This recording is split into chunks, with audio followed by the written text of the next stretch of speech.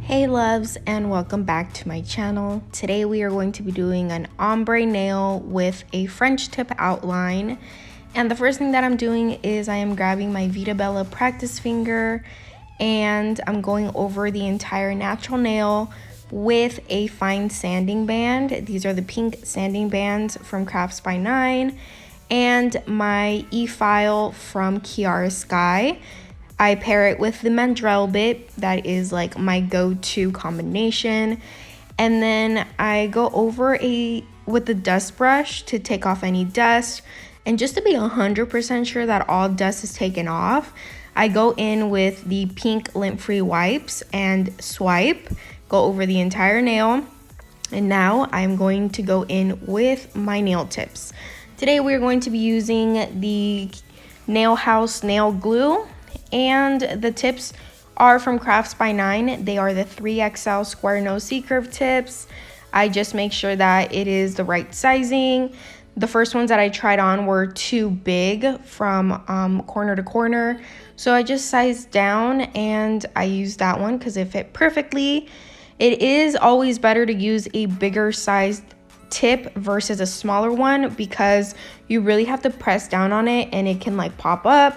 And we don't want no lifting or anything, so it's better to go with a bigger one than a smaller one.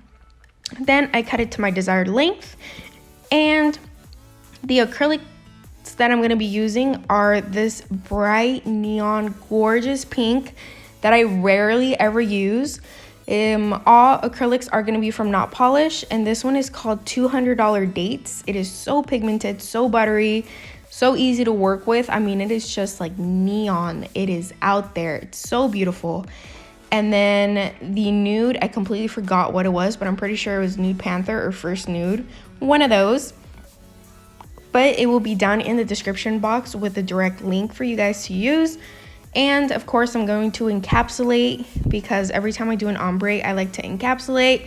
There's always like a little dip that is left behind where it blends together.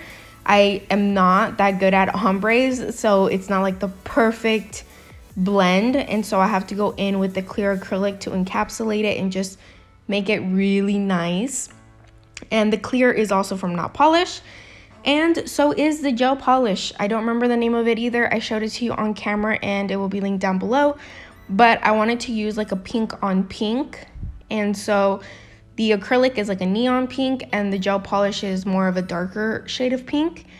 And so I applied one bead of this neon pink color acrylic, and then I'm going to go in with the nude. I went in with two beads with the nude because I get kind of scared, you guys, when it comes to ombres, because I'm like, oh my god, is it going to dry super fast? And especially with this weather, like you never know how fast it's going to dry, and so you have to work fast, but of course you want to have a really nice blend. You want to have a nice seamless blend, and honestly it worked out really well.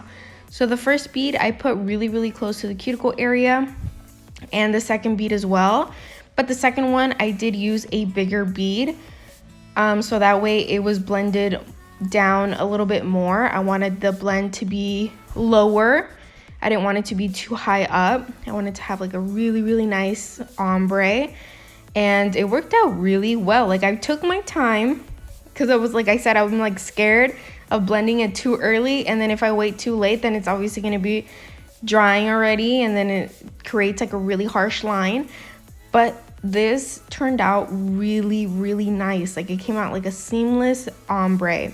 And another thing, you guys, if you've been following me on here for a while, I didn't realize that I already did a nail set like this, or a how-to set like this, and I didn't realize it until after, which I apologize if you guys already have seen it, but this is like a little updated one, I guess you can say, because it's been a while since that one.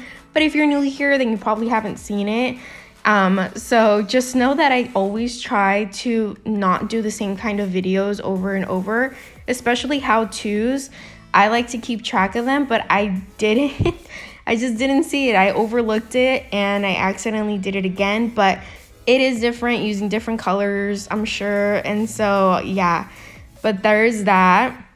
And just look at how beautiful the clear encapsulating it with clear makes it look. I mean, it just really blends it super nice because it kind of mattifies the whole nail and it just comes out flawless. So I always encourage you to encapsulate with a clear acrylic, especially the not polished one, because it leaves no bubbles behind and it's just amazing. So the liner brush that I'm using is from Crafts by 9 and it is a liner brush number 3. Once it is completely dry, I go in with my hand file and I'm using the 𝘈𝘂𝑚, I believe it's the 8080 hand file, for making the sides crisp, making it nice and making it presentable. And then I'm gonna go in with the same e-file and same mandrel bit, same pink sanding band as I did in the beginning of the video. I'm going over the entire nail, but this time it's gonna be at a faster speed, about 4,000 to 5,000 RPMs. I don't like to go faster than that because it tends to like heat up if you leave it on a certain spot for too long, and you obviously don't want that with your clients. This is a practice hand, so I really could go like really fast, but I like to go at the speed I would use if I was with the client. So I do this speed and I find it to be like the easiest for me. It goes by fast, it doesn't take too long, but I need to make sure to seal the cuticle area to avoid any lifting. And then I go over the entire nail just to smooth it out, make sure that it is the, you know, thickness that I want, that there's no bumps or ridges or anything like that that could have happened during application. And then I just go over the entire nail and underneath as well, make sure that there's no acrylic stuck, and just to create like that little C curve, a little bit of it, just to make it more presentable and more like noticeable. Then I grab my pink buffing blocks from 𝘈𝘂𝑚 to smooth it all out, and it is ready to go. So now I just go over with the lint-free wipe and swipe, and we are ready for the gel polish application. So when it comes to French tip, you guys, I like it because you can mess up all you want when it comes to like drawing the actual Frenchie. But like you can mess up like going towards the bottom because you're gonna fill it in anyways, right? It's gonna be filled in. That's what a Frenchie is. But when you're doing the outline of a Frenchie, it is so much more hard. Like you have to hold your breath because you go down a little bit more or up a little bit more, and then you're gonna have to fill it in. And then at one point it's gonna be your actual Frenchie where it's like all the way filled in. So this one did kind of come out a little bit thicker than the usual, or what I was thinking of. I was just thinking of like a one line, like coming out perfect, but it did come out really cute anyway. But just know that's why it came out a little bit thicker than the usual. So I guess you could say it's a little different than my last video, because in the last video it was a lot thinner. But I really love the contrast of the Frenchie outline with the ombre. You could still see it all. I made sure not to do it exactly where the ombre was, and it just popped so beautifully. Now I'm going in with my Glossy No Wipe top coat from Crafts by 9 and applying it all over the nail after I cured it for 60 seconds and made sure that it was completely dry. Hope you guys enjoyed today's how-to video. Don't forget to like this video, comment what you would like to see next, subscribe to my YouTube channel. And thank you guys so much for watching. I'll see you in the next video. Bye guys.